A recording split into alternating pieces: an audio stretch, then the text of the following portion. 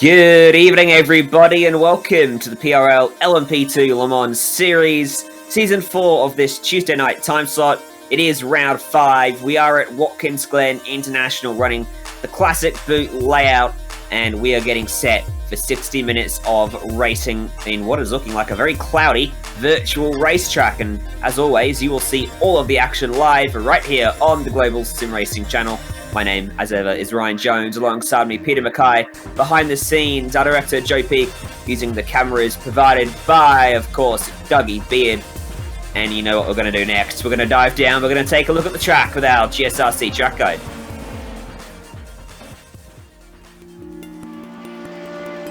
Welcome to Watkins Glen International.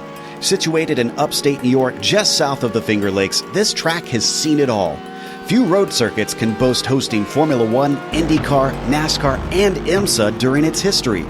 Though it did have a brief fallow period in the early 80s, thanks to the investment of local companies, it's grown into one of the premier road tracks in the U.S. With 4 layouts to choose from that range between 2.5 and 3.5 miles in length, lap times can vary greatly. But it also means it's suitable for lots of different levels of racing, from amateur to pro. The one thing that stays consistent no matter which car and which layout you're using is that Watkins Glen means speed. Many of the straights are very long, and the majority of the corners are fast sweepers. Some of them include a surprising amount of banking as well. Combine that with the proximity of the barriers, and this historic circuit retains a very old-school feel. Drivers in lesser-powered cars can expect drafting battles, while higher-powered machinery will test the skill and bravery of their pilots. Some of the turns are visually iconic, such as the carousel and the S's. Others, like the inner loop, the chute, and turn 9, greatly challenge even the expertly skilled. And of course, we haven't even mentioned the drastic amount of elevation change drivers experience. Between its rich history and popularity among drivers, this track stays busy and seems likely to be that way for a long, long time.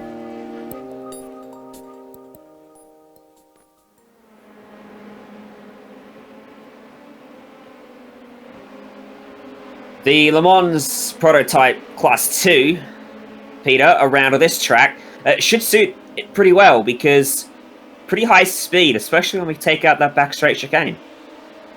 Oh yeah, this is going to be really fun indeed for these new Dallara P217 machines. Over 600 horsepower, just over 900 kilograms. So these are fast race cars, and there are some brilliant sections in this Watkins Glen track to enjoy with them. Quite a lot of heavy braking zones as well, so be able to lean on those carbon composite brakes as well. So going to be a lot of fun, and they do draft pretty well as well, as you mentioned. So coming into the outer loop at the end of Sector 1 and into Sector 2, it's going to be good chances for some overtaking as well. So it's going to be an exciting contest tonight. And as always, today's race is brought to you by SimSA. Simulation Motorsports Affinity provides many consulting services, from completely customizing simulators to managing teams, individual drivers, and complete events. They're working hard to bring organizations, companies, manufacturers, teams, and drivers together at one place to support and promote sim racing internationally. They're also bridging virtual and real motorsports by providing a network between these two, involving sim racers, real drivers, teams, managers, engineers, and of course, motorsport fans alike. You can find out more about how you can get involved at simsa.net. And of course, today's broadcast is proudly sponsored by ButtKicker. ButtKicker products add an incredible immersion and realism to any game. Feel every nuance and truly put yourself in the driver's seat. Check them out at thebuttkicker.com. You can also get your company involved with the Global SimRacing Channel, because with over 1 million impressions each and every month, it's a fantastic opportunity to get your brand seen by a broad audience, and we've got openings. Head to the link in the description to find out more. Let's have a look at our championship standings then. So after 4 rounds of action, we hit the halfway point today. Mauricio Cuero has a 14-point lead at the top. David Holland just behind him. Close fight for third as well between Rodrigo Meeks, Karmodov, Bacigalupo, and Lewis are tied for 5th, 43 points off as well. What about the team standings there, Peter? So in the team standings, it's the Punto CL Racing Red team, 20 points in the lead from Delta Sport U4K, so very close indeed in the team standings. Punto CL Racing Blue are 71 points in arrears. TQ Engineering Green are in 4th, and Pure Sims eSports are 5th. Race details as always, 60 minutes, the race, open, setup, adjust anything you want on these cars. A bonus point for the fastest lap, 3 incidents or less, or getting on pole in this 15-minute qualifying session that we are currently in. And let's take a look then at how things are shaping up. 26 cars have set times. We are 5 minutes in to the 15-minute session. You can make that 27 cars now, just waiting on Byron Daly, Rodrigo Meets, and Kyle Modov, 3 very notable names to make their first impressions in the session. There is the current provisional pole sitter, Peter, up there by just about 84 thousandths of a second. Yeah, this is effectively a home race for David Holland. He's an American driver, and you see we look at Paulo Munoz on screen right now, just coming into the final sector. Very satisfying one of these cars. Look at that huge big lean on the aerodynamic grip. A little bit of a switchback and then quick right-hander, run it all the way out to the wall on the gas hard, manage the oversteer. Let's get him over the line. What does Paulo Munoz do? Does he improve? He does. He does. So he gets a 29.912, and that makes him fastest. So he just pinches pole position from David Holland. But here comes David Holland. Where is he going to... Oh, no, he doesn't. He pulls out of it. So Holland had it by 800, so Munoz now has it by 400. Says Bacigalupo, definitely not on a fast lap. He's trying to get some temps into those tyres. I eyed off Munoz's speed through the last corner. Mind-boggling to me. They're getting through there at 190 k's minimum speed. Track temp, by the way, it is 27 degrees Celsius, 25 degrees air temp, overcast conditions, as I mentioned at the top of the show. So there should be plenty of grip out there based off the iRacing weather system. How it affects the track temp and the grip available to you. Here's Michel Ferraris through that last corner, keeping incredible speed up. And then on the brakes, they're probably a little bit too early there. They're planning on coming to pit road. Bacigalupo beginning his flying lap now. Let's ride with him, Peter. Okay, here we go then. This is time for a hot lap around Watkins Glen. Through the S's we go. Very, very narrow through here. Watch for anyone trying to go too wide through here. It usually ends up in disaster. Heading up towards the bus stop chicane, which was installed in 1975 when the Formula 1 Grand Prix was getting completely ridiculously too quick. So coming into this very fast right-hander at the outer loop, trying to lean into the apex and then run it out wide, hard on the power, down towards the chute. A very tricky left-hand corner, very satisfying when you get it right there. Down towards the boot section now, down towards the toe of the boot, hard on the brake, run it in wide, tuck it back, and then back on the power. Really tricky to manage the oversteer here. There you go, just a little wiggle there from Lucas Bacigalupo down towards the heel of the boot. This is a really tricky braking zone as well.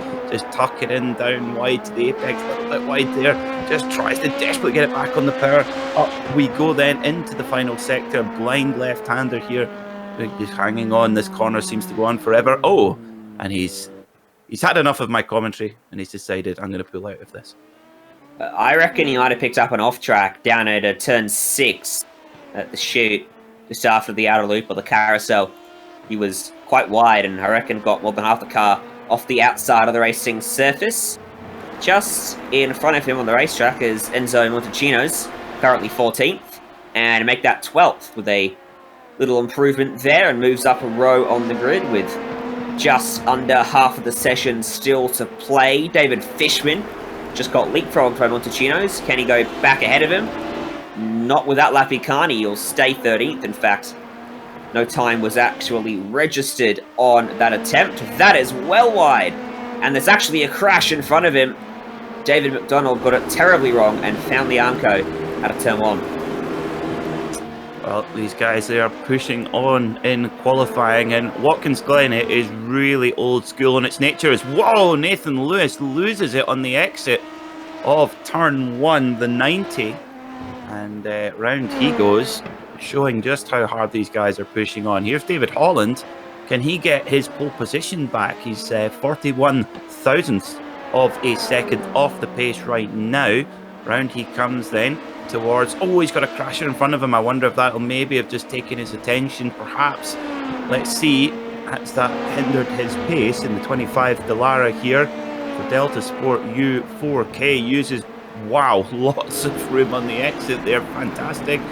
No, he's not going to go quicker. And in the midst of all that, Mauricio Cuero popped himself up to second. Now the top three covered by 0.04 of a second. Cuero just 1/100th away from Munoz. A lot of drivers making mistakes in the last period of time there. I think I counted 3 that we saw, and there's probably a few others as well, given there is 30 cars on the racetrack. Bacigalupo, has he come to a stop because he's had a crash? Doesn't look like there's any damage, but... Oh, he's gone to third, sorry. So he's come to a stop after doing a flying lap that puts him up ahead of Holland. Look how tight the top 4 is. It's just getting tighter and tighter. It's like it's every week, no matter where we come here in the Precision Racing League, the times are so close at the top. Fantastic stuff. And it just shows you cannot be anywhere off the pace. You know, look at Rubilar in the 777. Just under 0.3 of a second, 0.3 of a second off pole, and he's in 9th, which is back on the 5th row. Nicholas Rubilar just lets his teammate go and will peel in behind him. Maybe he'll get a tow on the next lap. In fact, would have given his teammate a tow on this lap. So who is that in front of Nicholas Rubilar? Obviously, it's his teammate. But which one is it? It's Rodrigo Meets. So we'll keep an eye on him later on when he finishes his lap. In fact, here he is.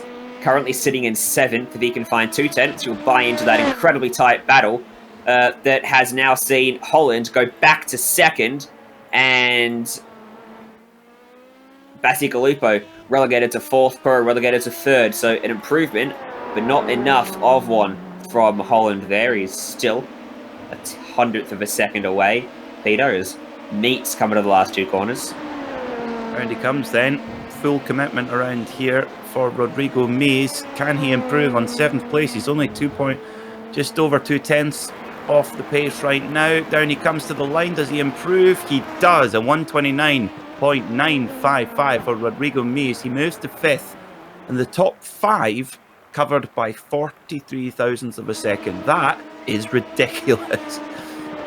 Are they the top 5 in the championship? Cuero, Holland, Meets.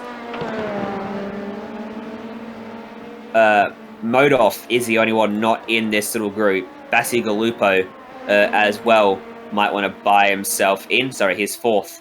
Hey, Nathan Lewis puts the gauntlet down. 29.790 goes a 10th clear of that group of mainly title protagonists in Munoz, Holland, Cuero, Bacigalupo, Meets. Chris McGrath just went narrowly behind them all in 7th. Munoz just crossed the line again and couldn't improve. Modoff, by the way, is down in 9th.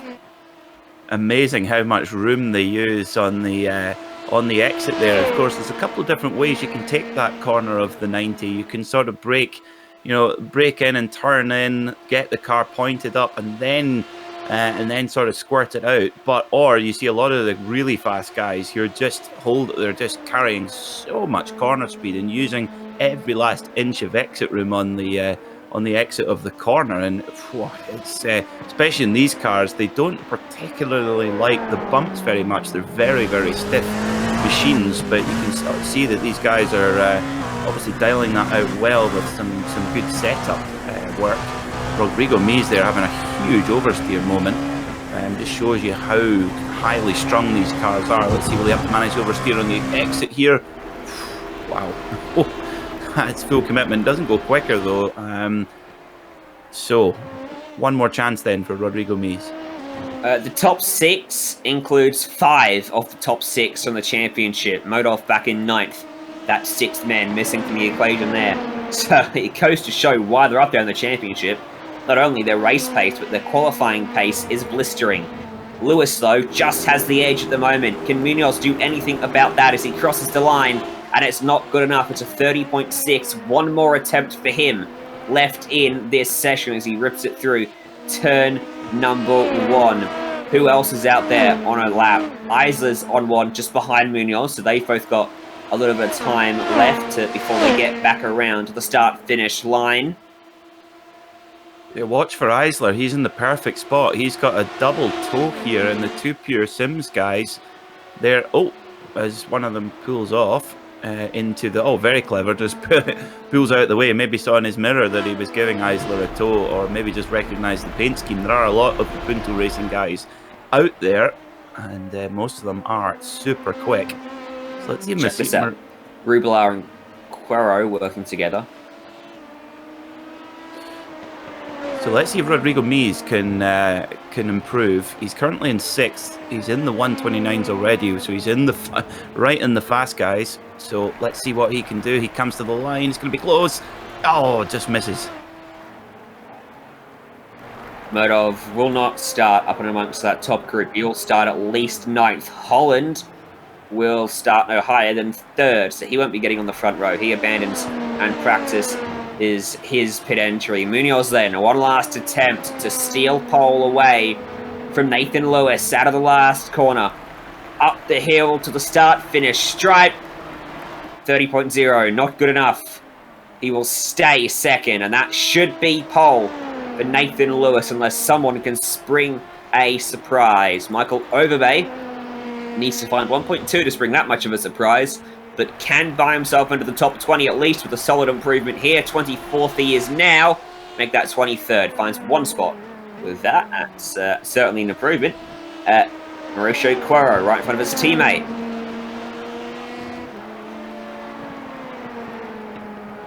Rubelar probably close enough to get a tow there. Rubelar goes to the line. Does he improve? No, he doesn't. So that's all done then, Ryan. Yep. Quero came to pit lane. Rubelar lifted off before the line. That is your field done for qualifying at Watkins Glen International. Let's take a look then at how they line up ready for 60 minutes of racing today. Nathan Lewis is on the pole. Paulo Munoz will start alongside him on row 1. David Holland and Mauricio Quero share the 2nd row of the grid. Lucas Bacigalupo and Rodrigo Meets starting from 5th and 6th ahead of Chris McGrath and Horatio Calquin. Looking on row 5, you'll find Karl Modov and Christian Eisler. Starting on the 6th row of the grid will be Nicola Rubelar alongside Enzo Montecinos. Row 7 will be Pablo Valenzuela Uribe and Ignacio Rodriguez Fredes. Row 8 will be David Fishman and Michele Ferraris. Row 9 will be Steve Diori and Stephen Verratti. And finally, row 10 will be Rodrigo Munoz and Eric Luke. Last 10 cars on the grid. Sean Romig and Sean DeHamel. Michael Overbay and David McDonald in row 12. They switch spots late in the session. Byron Daly and Ted Lowendyke on row 13. Cezo Begay in 27th with Mark McDonald next to him. And then Kenny Rodriguez and Hugo Galaz. Your 30 cars in our 5th round of the PRL LMP2 series, sponsored by SimSA and ButtKicker here on the Global SimRacing Channel. So, going to be a rolling start as always, doing a formation lap behind the iRacing.com Porsche pace car. Rolls off the tongue, very nicely that does. False stands, that makes a nice change. Virtual stands at Watkins Glen. Watkins Glen, a good track this, Peter. Should be plenty of opportunity for overtaking.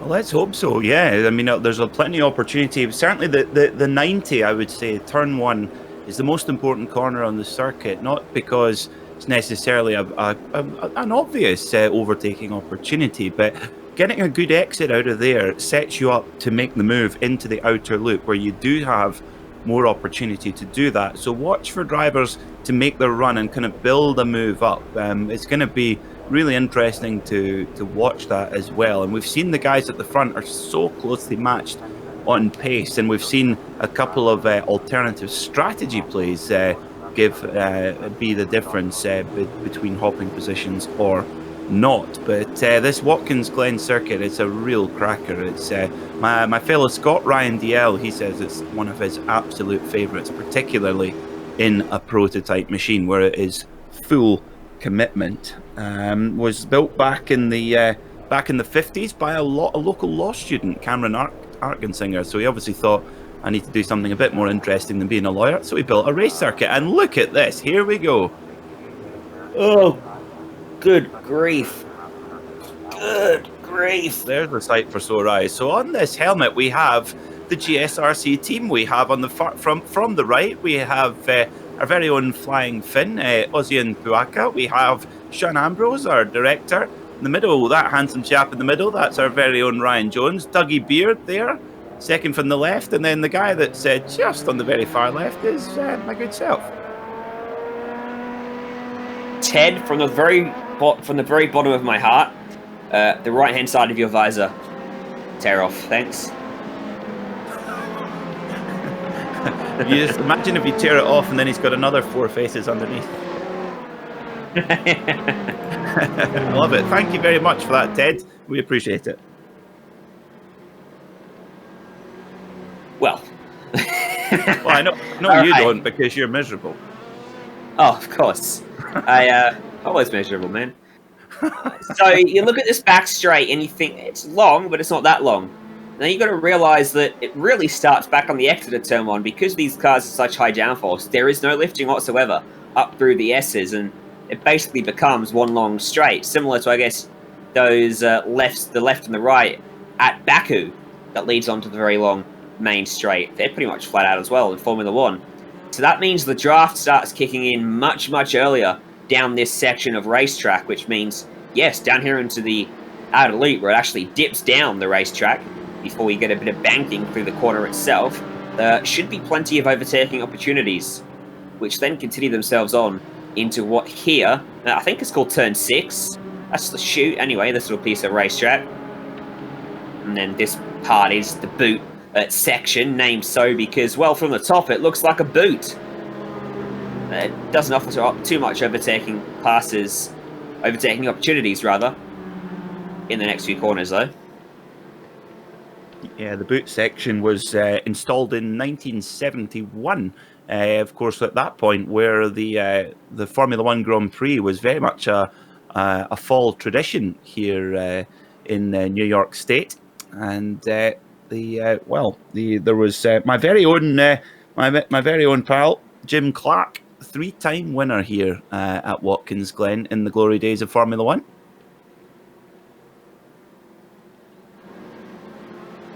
It's a shame there's no decent Scots in Formula 1 nowadays. It's boring nowadays. At least Australia's got good representation. You know how to do, drive. yeah. All right. Some good up-and-comers too in our ranks in Formula 2 and Formula 3. Looking for the start then of this LMP2 race. Penultimate corner. Marshall's got a good view of the racetrack. Doubt he'll be doing much of anything though, based off previous iRacing Marshall experience. Pit entry is going to be difficult today. Got to take that hard right out of this last corner. Right on the racing line as well. Got to be a little bit careful. Pace car's going to peel into that spot now, and fields in the hands of Nathan Lewis. There's the green flag. Guess what? We're racing from Watkins Glen, and that is a fantastic start for Nathan Lewis. He'll go straight to the racing line.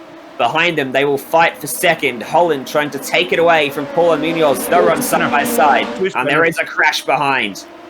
Oh, so easy on cold brakes there. A cold tyre lockup. I think it was one of the Punto Racing Red cars and one of the U4K machines. I think it might have been Karl Modov. We'll confirm on that who it was when we get a note. But they roar down towards the... Oh, go on. 3 wide for second. Splitting the middle, Mauricio Cuero goes 4th to second down the back straight. That was an emboldened move. It didn't look particularly stable, that car, either. Oh, a little bit of contact between Holland as Munoz just edged across into him, heading towards turn 6. Somehow they all escape, and Munoz has dropped from 2nd to 4th on the opening half a lap.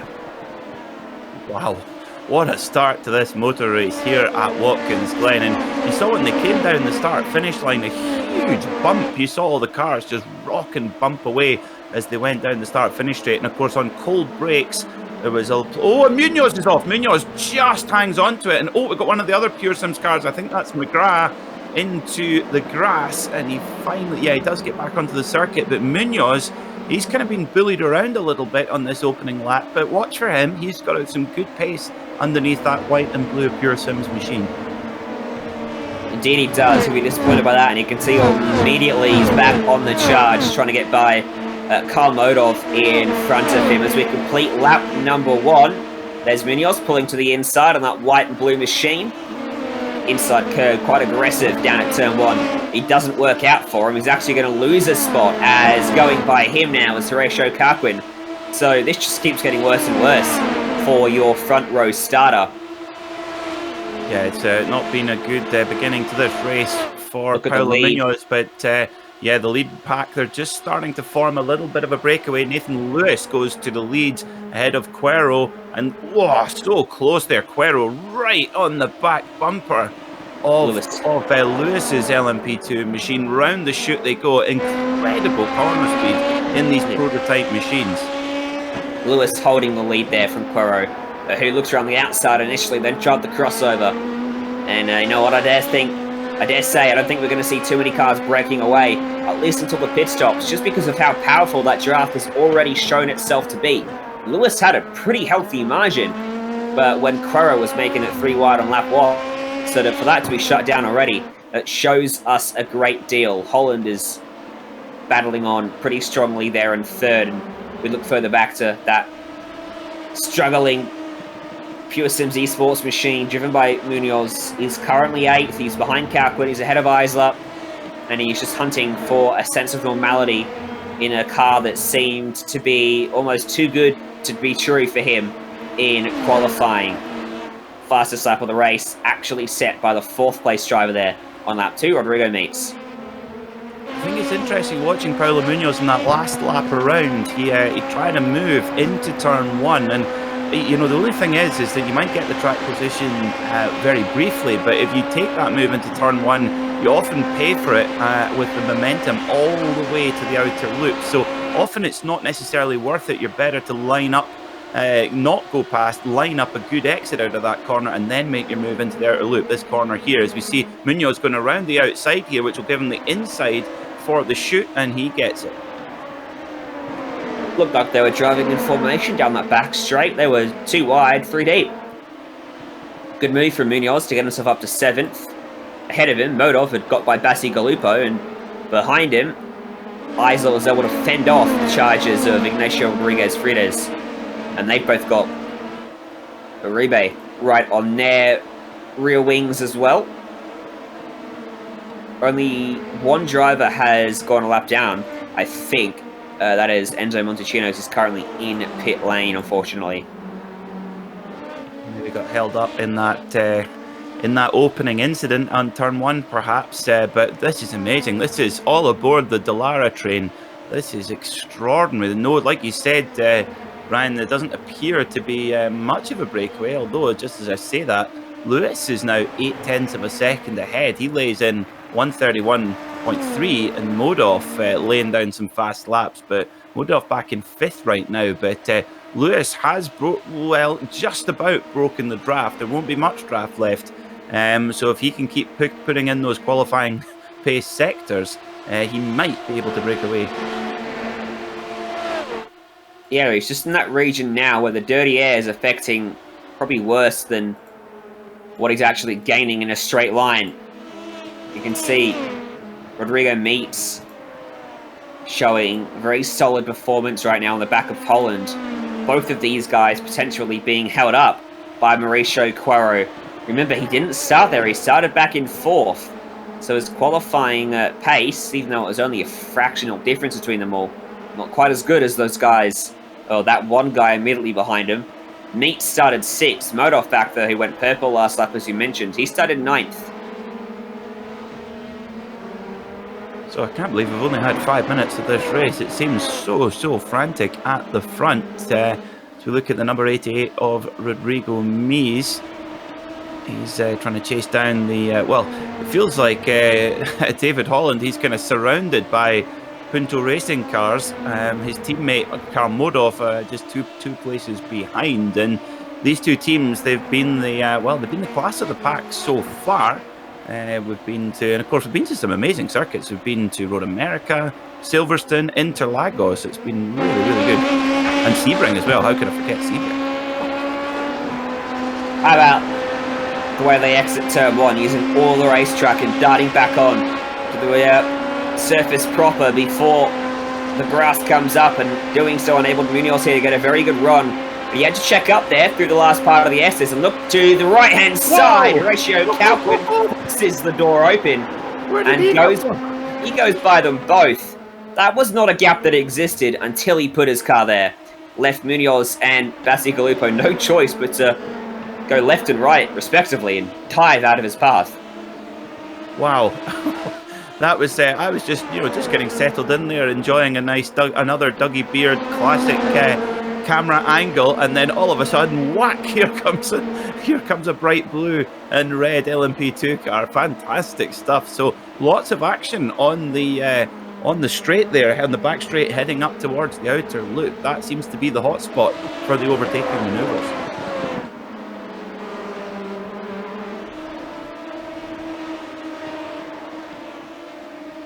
So a bit of a breakaway then from Rodrigo Meets, and Modov in 5th, back to 6th place Horatio Calquin. A little bit of that will have come on that lap as a result of this skirmish, but bad news, if you're outside the top 5, your chances of winning this race are getting drastically smaller as the gap starts to increase. That was a big lob from Munoz into turn 1. Took a very fast entry and got a very slow exit as a result. Luckily, he shouldn't be under too much pressure because behind him, Bacigalupo is about to get mowed down by Christian Eisler, who's going to be forced to go to the outside. Wow, it's almost like a Skip Barber race on the back straight, drafting back and forward. Fantastic stuff. And of course, you've got options here at the outer loop. Go inside, go outside. The pass can be made on either part of that outer loop. Man, really exciting through there. But yeah, well spotted there with Munoz, Ryan. I noticed that as well, where it just seems that Paulo Munoz is maybe just overdriving slightly into turn 1. And like you said, it absolutely kills the run all the way up to the outer loop. Down towards turn number 9. A little show on the background from... Who was that poking his nose out? I think it might have been Frides. He's right in behind Uribe. Or vice versa, Uribe trying to cover off Frides. Both of these guys coming up a couple spots from where they started. Both having pretty good runs so far this season. Very consistent performers. Not surprised to see them together on the racetrack there. Pace seems to be reasonably similar every time we see them. Oh no! Oh no! Ted Londick has had an issue, and he's going to be in pit lane, and that means, you know what that means, Ryan? You're well, we're not going to get as much airtime of your lovely face as we thought. It's not the first time my face has been in a race car that's crashed. It wasn't his fault. No, it wasn't. No, it wasn't. He had nowhere to go and was completely unsighted to that by his teammate in front of him. Well, I hope there wasn't any damage to our faces on the front of the helmet there, because that was a big one. Yeah, it might make it look prettier in your case. Well, absolutely, yeah, thankfully. I feel sorry for you, though. Bacigalupo now losing touch with the cars in front, Munoz and Calquin, and getting rather hot in the rear end thanks to the blowtorch being applied by Eisler, Uribe, Frides, Fishman clawing onto this group as well. And we'll throw Ferraris in there for good measure. So 7th through 13th, pretty much line of stern. So this is anybody's motor race right now. I mean, you could throw a net over them and I'll just pick one out at random right now. Anyone in this top, well, really in the top 5, top 8 could potentially win this race. But Nathan Lewis just starting to stretch it slightly, although his pace is pretty similar to those in front. A couple of tenths here or there, but yeah, anything can happen here. And what's amazing me, Ryan, is that, I mean, it just shows you the level of driving on show here in the Precision Racing League. Is that these guys are driving at really hot pace, very close to one another, and I don't think we've seen not even the lightest of contact. Well, now you say that.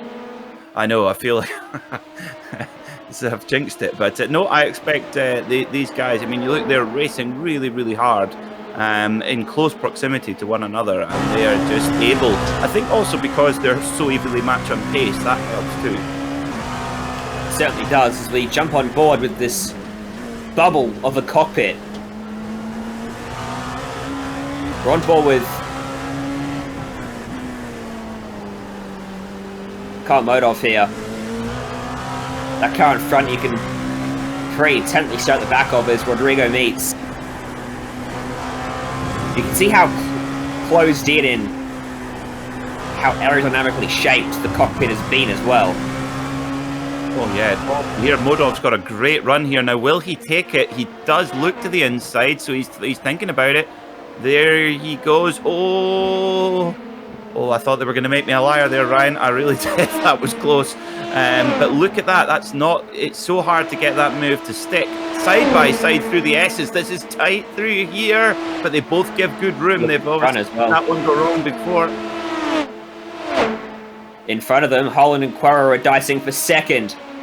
2x2 down the back straight.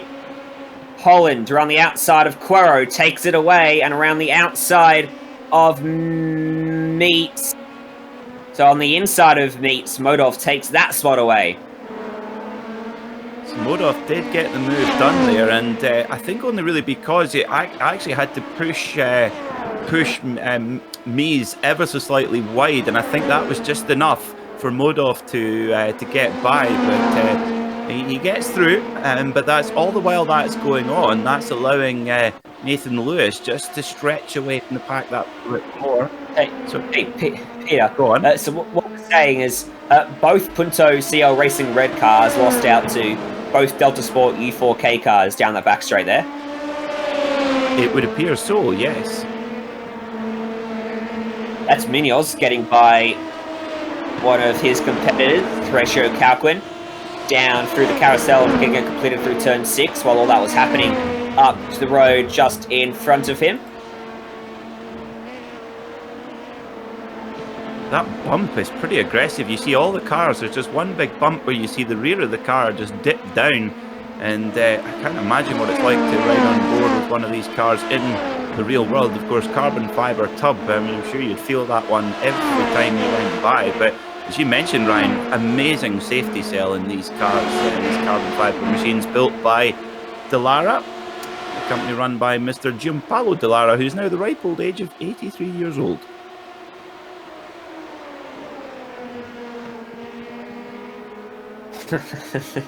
Calquin's got back by him. So this is shaping up as a pretty decent battle that could resume for quite some time. They are about 3 seconds away, and the gap getting bigger to 5th place up the road. Behind them as well as Basi Galupo. He's not quite got the pace, I don't think, of these guys. But if they battle like this, he certainly will catch them. He was 8 tenths quicker last time by than Calquin.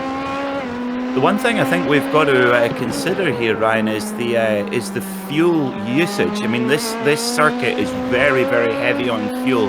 A lot of big acceleration zones, big braking zones as well. So I think we've got to think about fuel. We're just getting a report that Carl Modov might be on a little bit of a fuel-safe effort right now. And of course, for our viewers thinking, why would you need to save fuel? This is a race. This is go, go, go. Well, of course, the drivers need to take one pit stop in this 60-minute race, and any fuel they can save, obviously that's less that they have to put in when they're in the lane, so it saves time in the pit lane. So there might be a couple of runners who are just keeping something up their sleeve. We've seen it a few times so far this season with a number of drivers able to save fuel, and that has given them the edge. So watch for Holland, Quero and Modov. They're all, and of course they've all been in a draft train the whole time. So being in a draft train certainly does help your fuel consumption, because of course the car in front is punching a big hole in the air for you and lowering the air resistance on your car, which makes it more aerodynamic and therefore using a little bit less fuel. So that's Nathan Lewis. He's the one laying down the fast lap times, but how much fuel is he using to do that? Don't answer that question. Part 3 of Munoz and Calquin swung around at the carousel, and Munoz is back through. Around the outside is the place you want to be. Down at that corner, it would seem, the banking, unsurprisingly, helping you out. Now, if you're wondering why they need to take fuel, I could be wrong, but I feel like I can confidently say normally these tanks could do an hour of racing at this racetrack. But They don't actually. No, they don't actually. No, they don't. No, the fuel. I was surprised at this as well. To be honest, Ryan, they do have a large fuel tank, but it's burned off in just under 40 minutes. So it's a naturally aspirated V8 in these cars, 600 horsepower, and they guzzle fuel. So they, which actually surprised me, given they're only about 900 kilograms. They're actually pretty thirsty. My theory was going to be that Precision Racing were limiting the fuel tank sizes to implement that strategy, but no, you just need fuel as it is. What about that dive from Quero? I wonder, was there? I don't think there was contact. I think that required Yeah, that was Modov. That was Quero losing out to Modov. That's right, yeah, and I think that required a little bit of, shall we say, compliance from Quero to avoid a bit of contact. But yeah, big dive, but he gets through, and now, critically, David Holland and Karl Modov, the two Delta U4K teammates, they can now work together, and there's plenty of time. They can basically run to about 23 minutes to go, probably, something around that sort of ballpark. So they've got a nice wide fuel window to work with.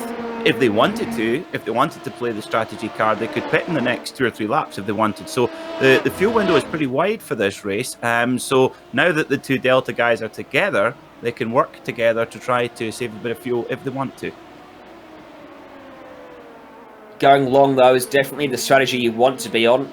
With the longevity of the tyres on these cars, the longer you go, the less fuel you have, the lighter your car, the faster it goes. So you want to be as light as you can for as long as you can. You don't want to run a tank to 3/4 empty, fill it back up to a full tank, and then go all the way home. You want to run it almost dry, fill it back up to about 1/4 of a tank, and then still bring it home very light. So Karl Modov, he is on the move. He's just got past David Holland. You're absolutely right there, Ryan. These cars are really sensitive to the weight on board. So every lap that goes by, they burn off a lot of fuel. So it's that makes a big difference in their performance over time. So expect these guys to go to the end of the fuel stint that there's available to them. But Modov is on the move, and we mentioned it earlier. He's been a bit on the fuel save up to now. Will he now be the one who plays front gunner to his teammate David Holland? So replay of Byron Daly losing out as he tried to defend the inside, and by goes Nicholas Rubler with a move that we've seen quite a few times today. I can now confidently say the top 5 in this race are the top 5 in the championship. Modov, after starting back in 9th, has got some very good race pace, making up for his relative lack of qualifying pace, or maybe mistakes he made during qualifying. He's 3 seconds away, 3.6 seconds away from the race lead. He was 4 tenths quicker than Lewis on the last lap. He's motoring along. There's Lewis. Yeah, he was 0.3 of a second quicker on the lap before that as well. So he is pulling time out of Nathan Lewis, and this is interesting now. And it's not because Lewis is going slower; it's because Modov is laying down the pace. So maybe he's thought he's hit his fuel number, he's hit his target of what he wants to do. Now he's thought, right, no more Mr. Nice Guy. I'm going to lay down my fast pace, and that appears. Tell you what, David Holland's going, will you slow down? I'm trying to keep up with you.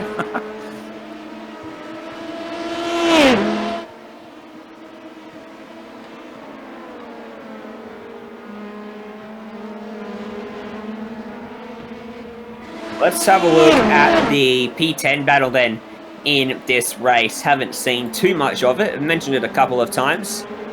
Ignacio Rodriguez Frides with Pablo Valenzuela Uribe now being chased by Michel Ferraris. Bacigalupo, I seem to recall being behind Frides and Uribe at one point in this race. Unless I'm going crazy. Bacigalupo did start 5th, so it seems improbable now that I think about it. We'll roll with it. Chris McGrath in this train as well. All lapping pretty much the same as each other. No one really seeming to find any progress that could lead to an overtake. this stage, but maybe again they're all planning that. They're just thinking ahead, thinking about the strategy. And perhaps if you're in that, well, certainly if you're within the group, you're getting a good tow along. The car at the front of the group, which is now, is that a rebate at the front of that group? It is at the front of that group, and he's the one who's having to really put in all the hard work here and towing these guys along. So I wonder how long he'll want to do that, or unless he feels he can break away from them. Positions gained, positions lost. Biggest movers in this race, that +7 for Modov and the +8 for Byron Daly, even despite losing out to Nicholas Rubila, we saw a couple laps ago. +8 for Begay and Mark McDonald down the order as well. A few big losers in and amongst the action too. A couple of retirements from this race, by the way. Enzo Montalcino, so I noted very early on, is out of this one. So too is David McDonald for now. He's 9 laps down, still getting damage repaired. Eric Luke in the same boat, 8 laps down. Ted Lowendyke is back out on the racetrack, 7 laps down. Rodrigo Munoz is also in the same boat, albeit 6 laps down. Exactly the same scenario for Michael Overbay, narrowly in front of him. Then there are 24 cars on the lead lap. Just noticed that the gap between Nathan Lewis and Karl Modov really steadied out now. They're both lapping incredibly close to one another. Both a 1 minute 31.5 last time around, so almost identical pace. Yep, Nathan Lewis, he's doing a great job at the front here to keep managing that. I'm not sure about the helmet choice, I'll be honest, but he's doing a fantastic job out front right now. He needs, I tell you what, he needs our faces on there to brighten that helmet up. Hard pass. I'll have to doubt that. Although that helmet should be bringing him plenty of success based off its history. True. Good to see the lap times from Lewis dropping in response to Modov's charge up to second, and the gap holding steadfast at the moment, 3.7 between them. You can see the comparison in their previous laps, just 1/100th of a second in it between them in favour of the current race leader. We'll see what the comparison is like on this lap as Lewis crosses the line. Modov follows.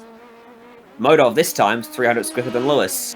So seesawing ever so slightly in the margin of 100th of a second or two. David Holland back in third is now running pretty lonely. So is Coro in fourth, Meets in fifth, Munoz in sixth. Calquin under a little bit of pressure now for seventh from Lucas Bacigalupo, who was 2/10 quicker than him last time by. So it looks like Modov, he's, you got to say, I mean, just the qualifying performance is maybe just let him down, but, you know, he was only, what was he, a couple of tenths off pole, and he was 9th. And, well, that's he's had to work really hard in this opening stint, but he's done an amazing job, as you see Chris McGrath making his way through on Michele Ferraris, who is a very nicely painted yellow and black machine there. Very nice indeed as well. Almost like the original Minardi cars. Yeah, certainly gives off a little bit of that vibe. Ferraris certainly looks a little bit closer now to McGrath than that 36 car did last time we checked in. Funnily enough, was actually sold to McGrath on the previous lap. Wow, up the hill towards that very awkward turn 9. McGrath found a lot of time and closed right up to Uribe. Just falls away through turn 10 and a very crucial turn 11 because if you want to make a move at the carousel, Peter, you almost need to start setting it up at turn 11 to get a good exit. So you're close coming into turn 1. And then you can set yourself up for the exit of turn 1 and get the momentum, carry it up through the S's, down the straight, into the carousel, job done. Yeah, it requires a lot of forward planning, that's for sure, and real smarts. You've got to be thinking 2 or 3 steps ahead. And the draft is so strong here at Watkins Glen. I have to say, I much prefer, of course here we know why the chicane is there, for safety reasons in the real world. But obviously here in the sim, we don't have to worry about that, and we can use this fantastic layout without the bus stop chicane, and that does create a much better overtaking opportunity. When that chicane is there, the overtaking opportunities the overtaking opportunities are very, very difficult. Yeah, driver safety not too much of an issue in sim racing as it is in the real world. At least not until the introduction of full realistic motion rigs come into the consumer market. Although I have actually heard of there's one particular chap, a guy called Justin Tipton, who's been racing in the MotorSports Carrera Cup, and he actually had to sit out the last race because his direct drive wheel has injured his wrist. As Nathan Lewis uses so much room on the exit there. Fantastic. Look at all the leaders. It's extraordinary. What's Ferretti doing there? He's stopped on the racetrack after coming out of pit lane. That's weird. He might. The only thing, it would be very strange, but yes, I was about to say, is he letting everybody through? And, well, that is manners beyond manners, isn't it? That's fantastic. Fantastic sportsmanship, but he's compromised his run quite a lot. But I guess he is, Ferrari, where is he? He is a lap down, but he's in the mid he's 24th right now. He wasn't till he did that. Oh, true. And he would have been on strategy to get his lap back onto leader's pitted, so that's actually a bizarre decision. Hey, that 10th place battle erupted. Fredes, Uribe, side by side. McGrath looking to capitalize on whoever wins out in this battle. Fredes was running 10th. Still runs 10th as Uribe around the outside of the carousel, inside for turn 6, outside for 7. Finally loses out on the overlap, but Fredes is going to give him a little bit of time. Oi, Uribe switches to the inside. McGrath has to dart to the outside. No contact made. And we're back to square one in this group. Well. This is. I thought McGrath had a good run there, but I think he maybe just. Yeah, look at that. He's flashing his lights at the 23 of Uribe. I think he was planning a little move there down into the heel of the boot. Through they go around the final corner, over the big bump at the start-finish line and down towards the 90. And thanks to the encyclopedic knowledge of our producer Joe Peak, he actually told me that the original Watkins Glen circuit used to actually start, it used to run in the other direction and start at the same direction. My apologies, I'm hearing same direction, but started after the 90. So the 90 was the last corner. Joe knows this, of course, not because of his encyclopedic knowledge, because he was actually around for the inauguration of that racetrack. Oh my. Well, if Fredes, after weathering Uribe, has pulled out a slight margin now over him. So this is an intriguing one, isn't it? It seems that Fredes is holding all of these guys up, but just the way this is evolving is, if he can weather the storm of the attacks, he's able to sit comfortable for a couple of laps until Uribe can generate that run again and try again.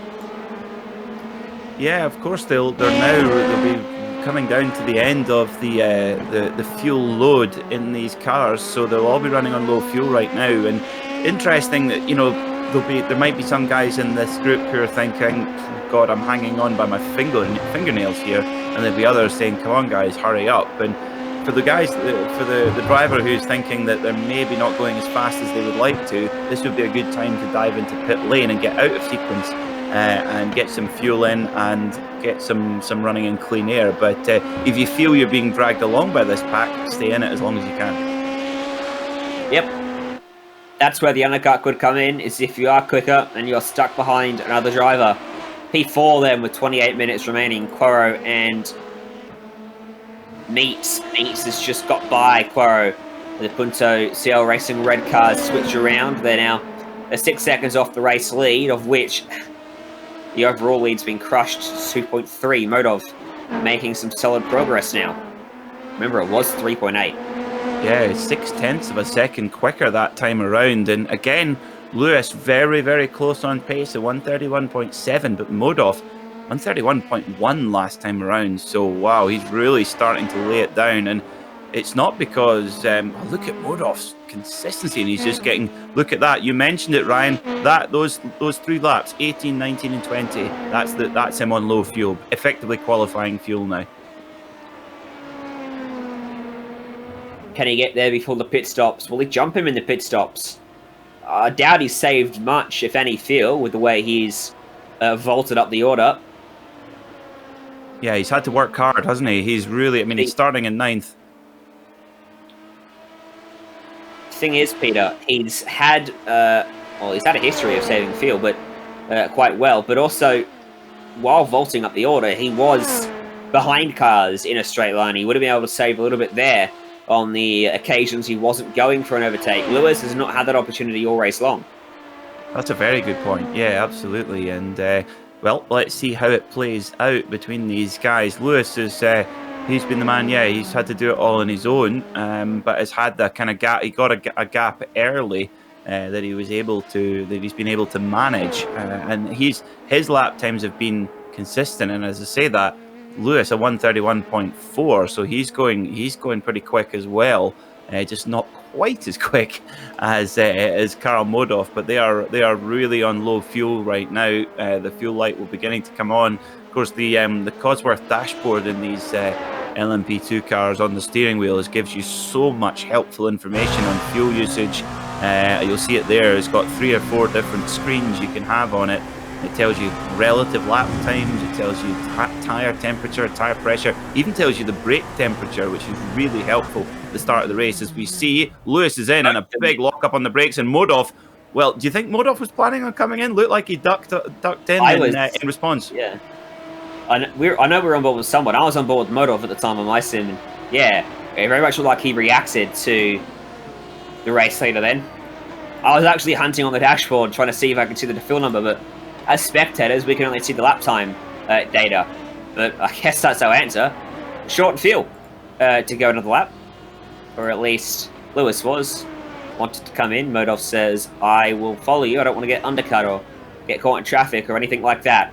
Let's have a look then. Is there any advantage for these drivers on pit road? Modov leaves. So does Lewis. Pretty even. In fact, Lewis probably has pulled a margin, and he has. Interestingly, his stop only a second quicker.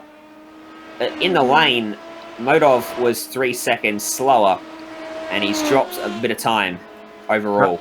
That might have been up to the point. That could have been where Modov decided late to cover Lewis's pit strategy there, and maybe just got a little bit unsighted and had to have a slightly slower entry into pit lane, perhaps. And well, that is interesting indeed. And of course, when the pace has been so close at the front, that 2 or 3 seconds, that could prove very, very pivotal at the end of the race.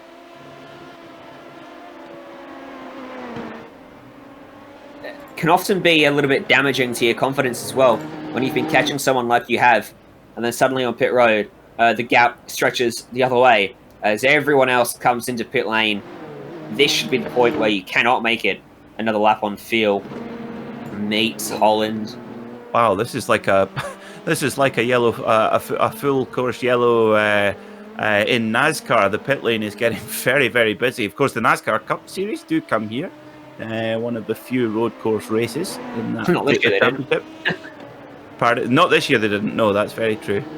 You say one of the few road courses. There's going to be 6 of them next year for the first time ever. Yeah, it's good news. Good news. It's I tell you what, I take my hat off to anyone who can wheel a NASCAR Cup car around a road course at the speeds that they do. Very, very impressive car control. McGrath, though, he's managed to go an extra... Did our director just call him McGrath? Oh no. Oh, here we go. McGrath. It's McGrath. Well, this is I feel like so dear viewer, I feel like I'm now going to have to mediate between our producer, who's off screen, and our lead commentator Ryan Jones. Now, I suspect that, of course, the legendary motocross racer Jerry McGrath, he is now, if I'm not mistaken, he's Australian. Is that not? or is he American? I can't remember. I don't know. I just thought that was where you're getting it. Well, tell you what, Ryan. We need to find out. You never know. McGrath. I feel like I've got to say both now. McGrath, or this is the same spelling as Chris. It's typically pronounced identically to the latest surname McGraw. In Australia and New Zealand, it is pronounced McGrath.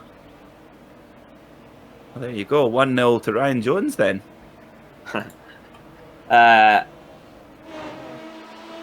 So, through the last corner, there's a bit of extra sun I spy on the racetrack, peeking through the clouds, adding some more UV to the racetrack as Galaz dives to pit road along with McGrath.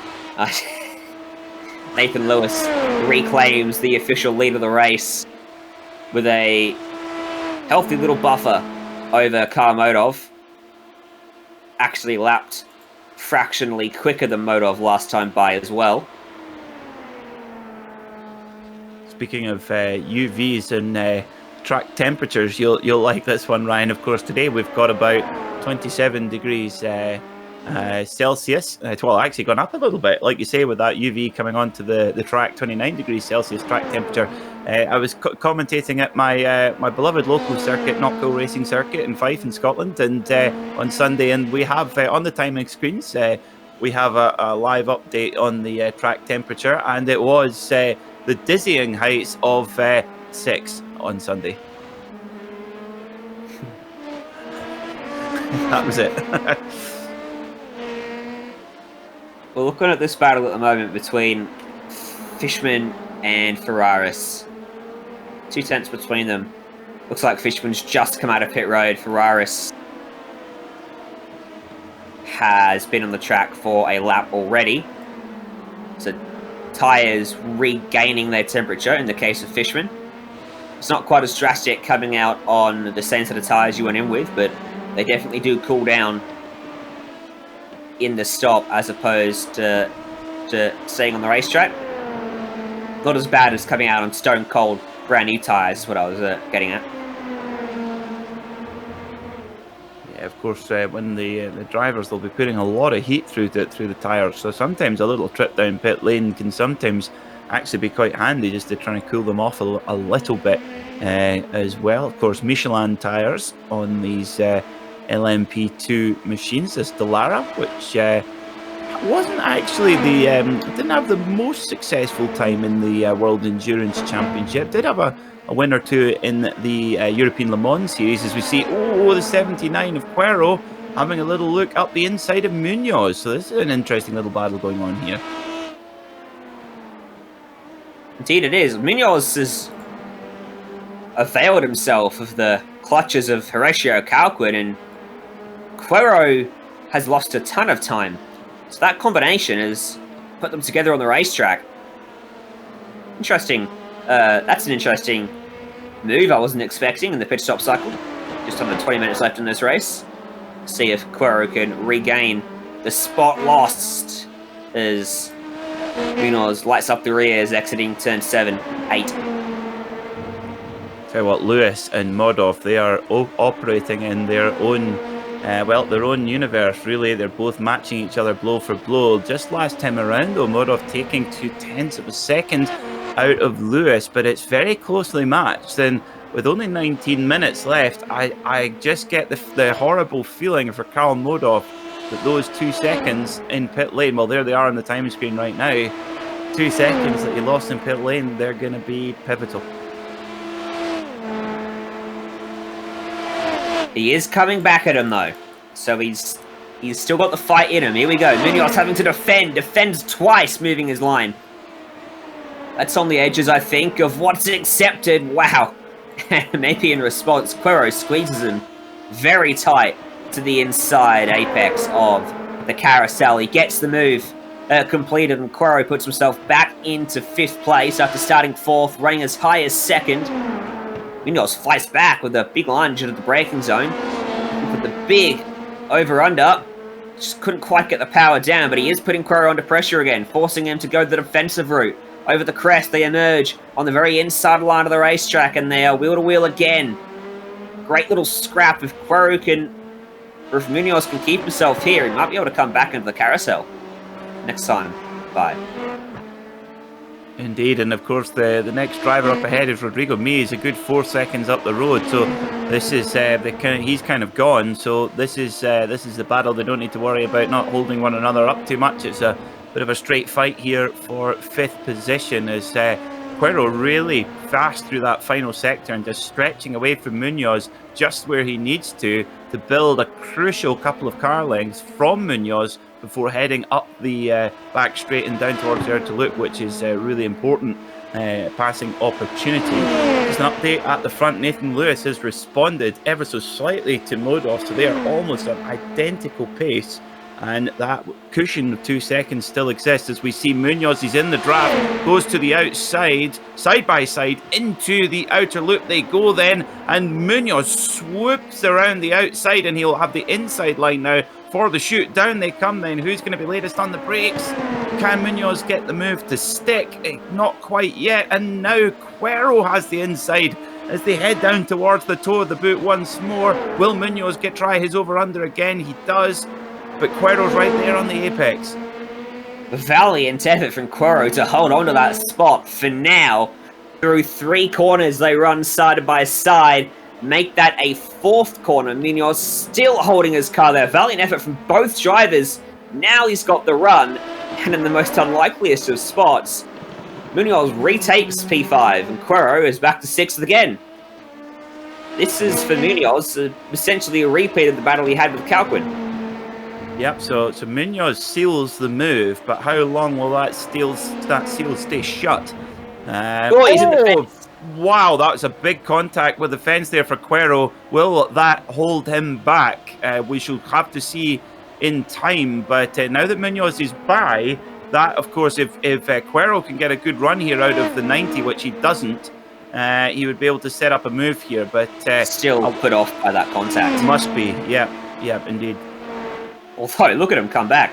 He hit the wall, he hit the tyre bundle. It was a tyre bundle, not the Armco, crucially. He hit it very square, the left side of that car. So, he very much could have gotten away with it as he closes back in to within a few car lengths by the end of that back straight. He'll need to put in some solid work through these next few corners to stay within striking distance of Munoz. So, he should be faster then in terms of raw pace if we compare to the first stint. But we all know the car evolves, the track evolves, and drivers wear out. Damage certainly plays a part as well when you whack the fence like Quero did. I'm looking at his car from front and back, and I can't see any noticeable damage on the outside anyway. It looks like you said, he caught it so square that it's. I think he's just about got away with it. The only thing would be if it maybe made contact with his wheel. Then you run the risk of suspension damage and all kinds of horrible things like that. And you know, I mean, it looked like Munoz maybe just had the edge on pace. Oh, yeah! How on God's earth did Quero hold on to that slide? You do not catch that sort of slide in these cars. That, Ryan Jones, was exceptional piece of car control.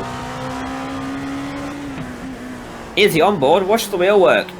All is good. He's maintained the gap to Munoz. He's got a bit of a slide going on there. That excites the rears. Puts a little bit of extra surface temp through the tyres, and suddenly they don't grip for the next corner. He rides right into the grass. That's remarkable.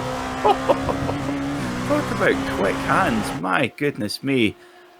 Oof, that's... And I tell you what, if he's, of course, we don't know what types of equipment the drivers are using, but I would suspect drivers at this level, most of them will now be using the direct drive wheel technology. That would have about ripped his arms out their sockets.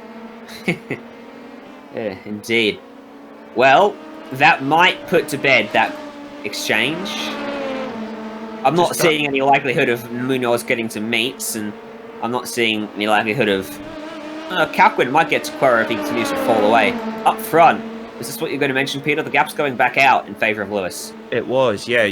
We're so in sync, Ryan. Yes, absolutely. Yeah, I think maybe Modov's backed off slightly. He's sort of running the last few laps. He's been about half a second off the pace he was just at the early part of the second stint. So Lewis, it's not as if Lewis is going quicker. It's the fact that Modov is maybe just had a couple of slightly trickier laps. And well, again, Modov steadied the ship last time around at 131.9. But I just think that Lewis has got that cushion that's going to take, it's going to take a mistake from Lewis, I think, for Modov to be able to make an impression.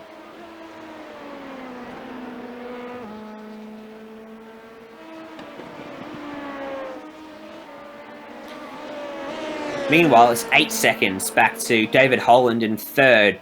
So the top two are in a league of their own at the moment. Rodrigo Meeks in fourth is a couple of seconds away from him. We've already spoken about the gaps behind with Munoz, Quero and Calquin, all relatively close together, but nowhere near in striking distance or threatening distance of Meeks. Christian Eisler behind them, about a second away as well. Maybe throw him in the mix. 5 more seconds back, you find the battle for P9, Bacigalupo and Frides. Yeah, it just seems to me that we've got to that stage where they're mostly spread at the front, but good battle going on here with, like you say, with Frides and Bacigalupo, and in this layout, there's personally a much more preferable layout for racing. Without the bus stop chicane, there is a good opportunity there to make the pass. So let's see if the 96 of Frides can line that one up.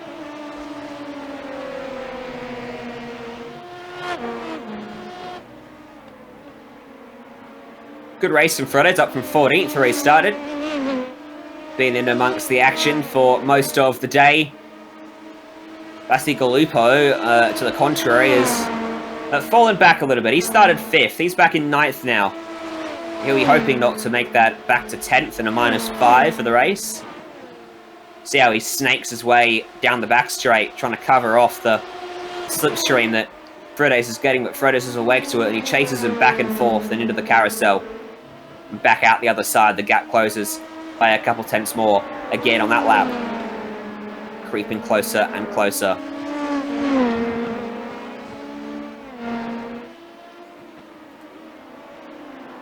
So we think Uribe might have a bit of an issue. He's dropped off the back here. I wonder what happened to him last time around. Where are we? Uribe.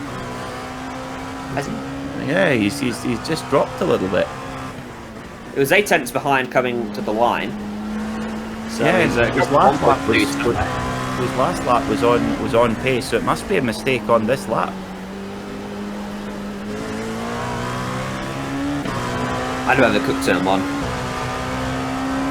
Possibly, yeah, possibly. So he's got a bit of work to do. Only 10 minutes to go in this race, so we're very much into the business end now, and Bacigalupo still leading from Frides.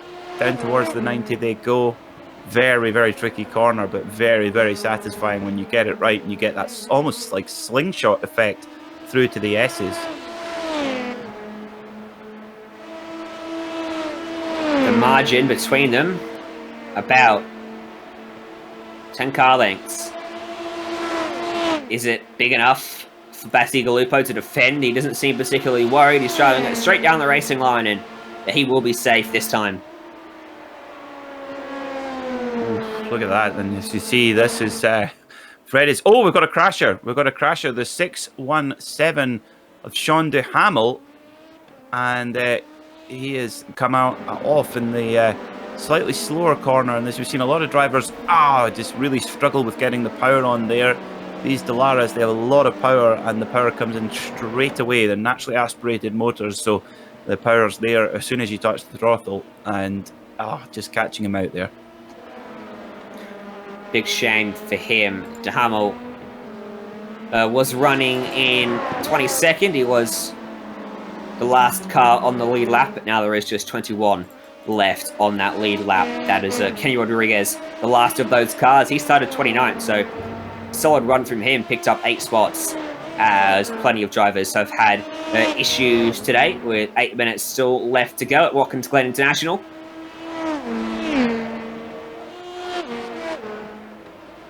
It Still ButtKicker, still defends then from the 96 of Fredes. And who is going to get the better of this battle? It's the closest one on the battle right now. Just an update on the front. Well, Lewis and Modov so evenly matched on pace. It's funny, isn't it, Ryan? They were almost inseparable once Modov got up to second place. Their lap times were so close. And then, look at that. And then they have their pit stop, and then they come out the pits, and it's the same again. They've just been so evenly matched all the way through. And that 2.86 seconds, most of that in the pit lane.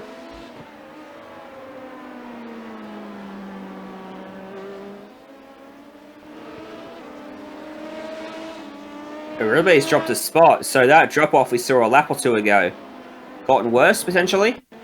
He's fallen behind Rubila. So let's see if he makes it. He's coming up towards the outer loop here, or the carousel as it's often known. Does he get quite a lot of inside curb there? Oh, it's going to be at the chute, it would appear. Down towards the chute he goes. Hard on the brakes. Oh! Does amazingly well to keep that one on the blacktop.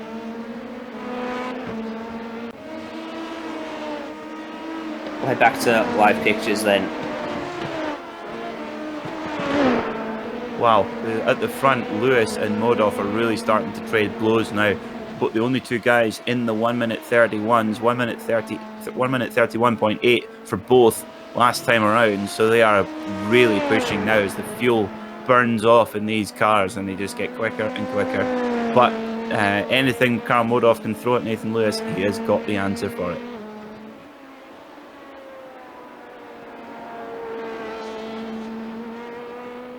Been a good drive for Nathan Lewis, this one. Starting on the pole. And he's had a response to everything that's been thrown at him from behind so far, with a couple of minutes still left. I feel like you've got inverted commas around that so far, Ryan. Of course, it's motor racing; anything can still happen. Yeah, that so far is to cover off my bets.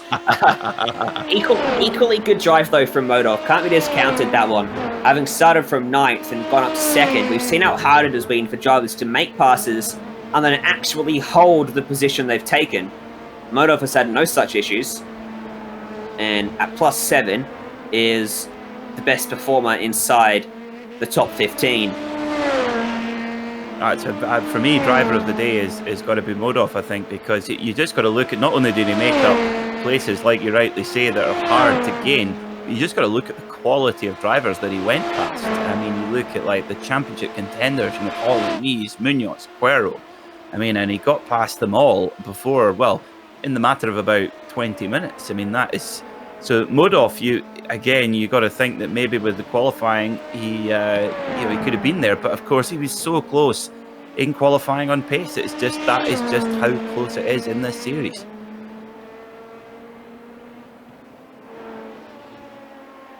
It's been an incredible series so far. We're only at the halfway point. There's still 5 more rounds of action to come on a Tuesday night, Eastern Time, here on the Global SimRacing Channel over the next 5 weeks of this LMP2 series. Championship fight is still wide open because don't forget Lewis, he was tied for 5th in the points heading into today, 43 points adrift of championship leader Mauricio Cuero, who's running down in 6th. Modov coming in was 4th, he's running 2nd. So we're going to see some condensing happening in the points table, and we'll see that when we run through those points at the beginning of our 6th round next week. Yeah, it's just flipping back and forward on its head. It's been a brilliant round here at Watkins Glen. It's an amazing circuit and really suits these LMP2 machines very well indeed. Of course, the lineup of circuits mirrors the iRacing Le Mans series, and of course that means that next week we're off to Circuit de la Sarthe to Le Mans, and I have to say, Ryan, I am very, very excited to see these cars going down the Mulsanne Straight. Going to be a high-speed draft fest, that one, more so than what we've seen today. This is maybe a little bit of a preview as to some of the drafting we can expect when we head to one of the world's most famed racetracks, the Circuit de la Sarthe, in all its glory. 4.2 seconds. Wow. Lewis is showing no signs of slowing down as this one winds to its conclusion. He's getting quicker and quicker. A 31.7 last time by. He was doing low 32s when he came out of pit lane. There's a change. That's Ferraris on the outside. Losing 2 spots there. Falling behind McGrath and Daly. That's not been a good lap for him. No, ooh, just pinches the brake there, coming down into the toe of the boot, and yeah, these carbon brakes, you can lean on them very, very hard, and you have to get the best of the performance out of them. But just pinching the brake there, ever so slightly, locking up. And Byron Daly, we've seen him do this a lot, where he's not been able to pull it together in qualifying. But my goodness me, is he a racer? He's gone forward in nearly every race we've called, Brian. He has. Where'd he start? Yeah, 25th, up 9 spots. That's eclipsed only by Mark McDonald's plus 10. Both of them, in fact, have been drivers that just can't help but move forward in the races. It is plus 10 now for Daly without moving Ferraris, so they'd definitely be up for the hard charger awards if there was some on offer. Lewis is coming up on some lap traffic, and after that he'll be coming up on the white flag. One more to go for him. 5.2 seconds. Odof's really backed out of it now. He's falling further and further towards Holland, but he's still got 6 seconds over him. He's just cruising, making sure he gets this one home, and it doesn't have any issues that could put a massive damper on his brilliant performance. Interesting to see Modof's lap time here. Like you say, he has backed the pace off significantly. I wonder if he's maybe a little bit concerned about fuel, because it has, yeah, it's opened up a reasonable amount, about 0.8 of a second that last time around, and I wonder, Modoff, maybe he doesn't need to worry. I mean, he's got in terms of time, he's got 6 seconds behind him, but I wonder how much fuel's in there in that tank. I think he's fine. His last 2 laps were both a 1 minute 32.673. Well, do you have me to a lap number? Perhaps, yeah, absolutely. So he knows the time he can do comfortably, and yeah, it's been a classy drive all round from Karl Modoff, I have to say. 20 seconds left on the clock. It is the final lap for our race leader, Nathan Lewis. Car number 27. We saw a very tight fight in qualifying. The top 5, top half a dozen were covered by less than a tenth for most of the session. Then Lewis came along, snatched the pole away, put himself onto the top by, in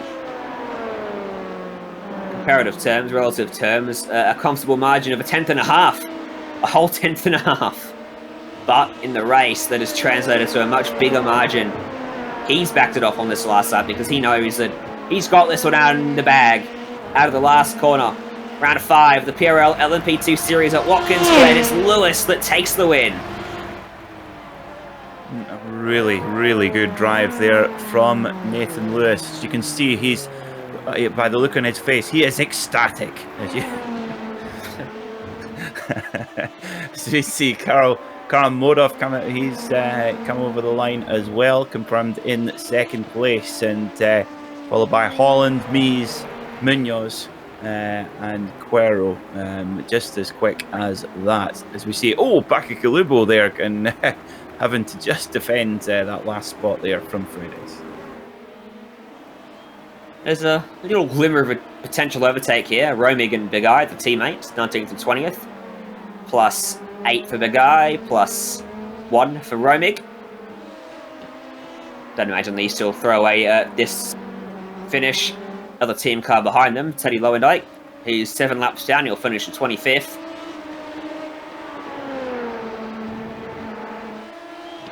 These are the last cars in the lap. They're not going to lose a spot, but they could have changed between themselves. Doesn't look like they will. They'll cross the line, round out the top 20, and that'll round out our field then. at Watkins Glen. We'll go to a break here on the Global SimRacing Channel. Stick with us on the other side of this, full post-race results and interviews from the PRL LMP2 series.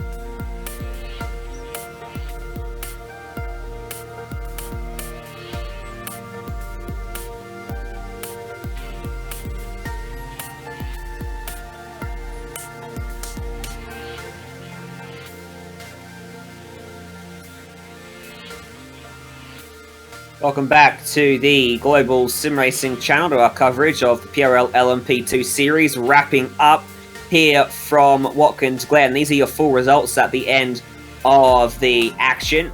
It is a comfortable win for Nathan Lewis, getting it done by 4.8 seconds. Carl Modov comes home in second. It's a P3 for David Holland and a P4 for Rodrigo Meets. Fifth goes to Munoz, Paulo Munoz, Mauricio Cuero in 6, Horacio Calquin in 7, Christian Eisler, Lucas Bacigalupo, and Ignacio Rodriguez Frides round out your top 10. In 11th place was Nicolo Rubilar, followed by Pablo Valenzuela Uribe, David Fishman, Chris McGrath, Byron Daly, Michele Ferraris, Steve Gaori, Mark McDonald, Cecil Bagay, and Sean Roman. 21st at the end, first car a lap down was Kenny Rodriguez, Sean DeHamel with him on that lap, Michael Overbay, Rodrigo Munoz, Teddy Lowendyke, Hugo Galaz, Stephen Verratti, Eric Luke, David McDonald, and Enzo Montecino's all ran into issues, finished multiple laps down. Let's have a chat to our race winner, Nathan Lewis. Congratulations, that was a very solid all-round performance from you today. Yeah, the race was really good and strong. I was able to fend off the draft early on lap 1, which was key, because then I could just, once I was able to break the draft, I was able to just slightly keep pulling away. Yeah, so qualifying, you found the edge to get yourself on pole. Then, as you mentioned, you broke free. Modov was really running you down until the pit window opened, and then he pitted, he followed you, and you managed to actually pull some time down in pit lane. Was that excellence from you, or do you think it was a mistake from him? Well, I don't know. It's hard to say, because this car is very interesting when it comes to fuel games. So I don't know. I feel like he actually had a better entry than me. Maybe he used the pit limiter while I didn't, so I could have gained a tiny edge.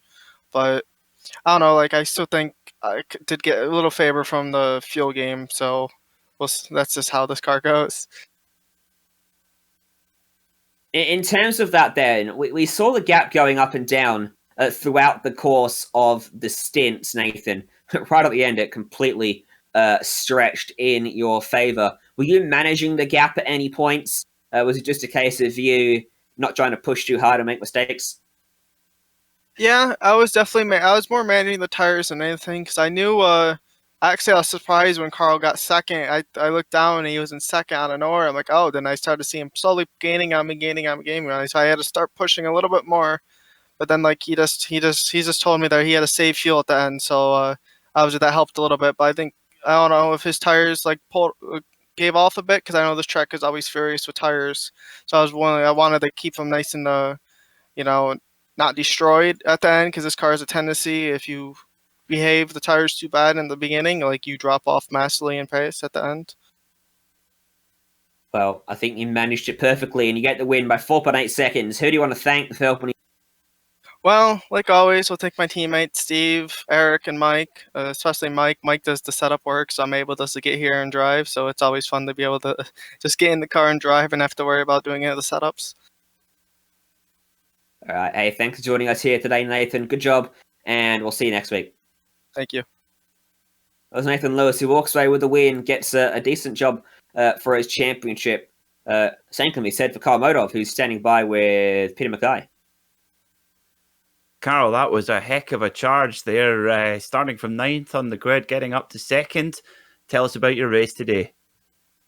Hey, Peter. Yeah, man, that was a lot of fun. You know, I really love this track. I'm really strong here, so I wanted to qualify better than 9th, and I had the pace. I just kept making, mistake after mistake. You know how it is sometimes when you're just really trying to drive a little bit beyond the limit. So I suffered the price there, and 9th, these cars are pretty hard to pass in, so I was not the most optimistic before the race started, but I was able to have a good start. Had really tough battles there for the first couple opening laps with Horatio and Luca, a few of the guys, and that was a lot of fun, hard but fair racing. And then once we kind of single filed, I was able to go forward, and make a good run. I thought I was going to have a shot at Nathan, and that was a lot of fun. But ultimately, I short fielded a little bit, I thought, at the pit stop. So once I got to 10 to go and the gap was just not coming down fast enough, I didn't want to lose a second place because I had to stop for fuel again. So I just started saving. But overall, that was, a great race. It certainly was. Now, Carl, we were watching very closely in what was a very frantic qualifying session. We've seen it a couple of rounds now where it appears to us on the broadcast here that there's teammates working together in qualifying to try and pull one another along. And obviously the times are so close. Is there any truth in that from your point of view? I think there's probably an advantage if you have enough time to really practice it out. But, me and David talked about it, trying to possibly give us a tow. But, then one person's really kind of sacrificing their life, not their life, that would be dramatic, their lap. And you would have to kind of get out of the way because you lose so much performance to the tight stuff that it's kind of like a net zero. So we just decided, hey, for us, let's just focus on our laps. And that worked out really good for me, spinning 3 times. But yeah, David had a good qualifying, and some of the tracks that's going to be probably more important. A place like Monza or Le Mans, it's going to be probably pretty big. But for here, it's I think it's probably pretty much a zero. That is very interesting indeed. And final question, of course, you mentioned you enjoyed driving around Watkins Glen. Of course, every year we have the Watkins Glen 6 Hour, and of course the NASCAR Cup Series, a circuit that you've been able to visit in the real world. Yeah, I actually got to. I work in the IMSA series, so I was able to work the Watkins 6 Hour last year with a Huracan GT3, and then also I did a Super Trofeo, which was a support series. So yeah, it's great. It's a beautiful part of the country and an awesome place to see a race. So if anyone has never been, I recommend you go. You get Nathan hot dogs for $1, so there's nothing not to love. Oh, you have my attention now, Carl. That is for sure. Fantastic stuff. Well, good. We'll hopefully maybe meet in person, perhaps next year at an IMSA round or two. And thanks so much for coming to chat to us here on GSRC. Absolutely. Hit me up if you ever visit a race. I'll be there. And thanks to Delta Sport. Thanks to Move Up Lynchburg, Driven Texas, Race Factory, and thanks to David Hall, my teammate. Just makes it a lot easier to have 2 people to test things. Thanks to you guys, the organizers, and thanks to my family, friends, wife for all the support. Thanks so much, Carl, and hopefully we'll speak to you again very soon. Cool. Cheers, Peter. So that was Carl Modov, P2 at the end of today's race. David Holland will come home with a P3. That's where you started, David. Are you happy with that one? Yeah, hey, Ryan. You can't be too disappointed with the 3rd place. I was really expecting some more. Unfortunately, we picked up a little bit of damage. Once I ended up getting by Mauricio, I went a little bit wide, and I knew the risk was there. And if you hit it just right, it does a little something there to the under tray, which I ended up getting, put me down about 3 to 4 mile an hour on the straight. But luckily, it didn't really impact the handling that much, so I was able to really put my head down and focus through the tight stuff and basically just try to make up for whatever I lost there on the straights. but yeah, overall, pretty happy with the P3. Let's start qualifying. That was an incredibly tight battle. Might be one of the tightest we've seen this season. Did you leave anything out there on the plate that you feel like might have gotten you pole? Yeah, I did. I had a 0.6 in the optimal, and that was with a little bit of drafting help. Unfortunately, on that lap, I threw it away in one of the corners. But I think I had the speed to get it. But yeah, with it being so close, I actually on the last lap that I ran, I think I picked up just a couple hundredths, and it bumped me up quite a few spots, which was huge. Hey, that's awesome to still get third place, though, in such a close qualifying. Through the race, through the pit stops, you sort of ended up by yourself towards the end of that one. How'd you see the racing out there today? Yeah, it was good. I was trying. I had Rodrigo and Mauricio behind me there, really putting pressure on me. And like I said, they would close in 4 or 5 tenths on the straight, and so just trying to make sure I could make up as much of that in the tight stuff as I could. And luckily, whenever Carl got by me, he kind of pulled me along enough to break the slipstream to them, which I think ultimately ended up saving me. I think it would have been a sitting duck otherwise. So yeah, it was a lot of fun and really enjoyed it. Hey, good job today. A solid podium, solid points all for the championship. Who do you want to thank for helping you get it done? Yeah, I got to thank the team, Delta Sports. Congrats to Carl there on the second place, and also Nathan on the win. He drove a great race again. Got to thank the team sponsors, Move Up Lynchburg, Race Factory, Driven Texas, Unified for Kids. And then, of course, as always, got to thank my wife for supporting me. And thanks to you guys for the awesome broadcast at GSRC and the league, PRL, for putting it on. Thank you very much for joining us. Good job. We'll talk to you next week, hopefully. Thanks. That was David Holland, P3 today, and that brings us to the end of our show.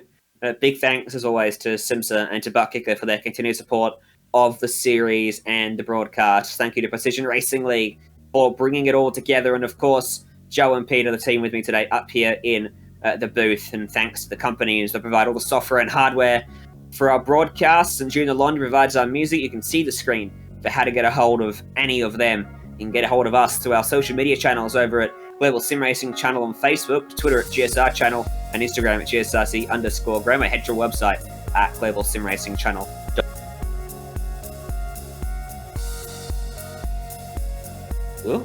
Make sure to hit subscribe to us on YouTube as well, so you don't miss a moment of the action.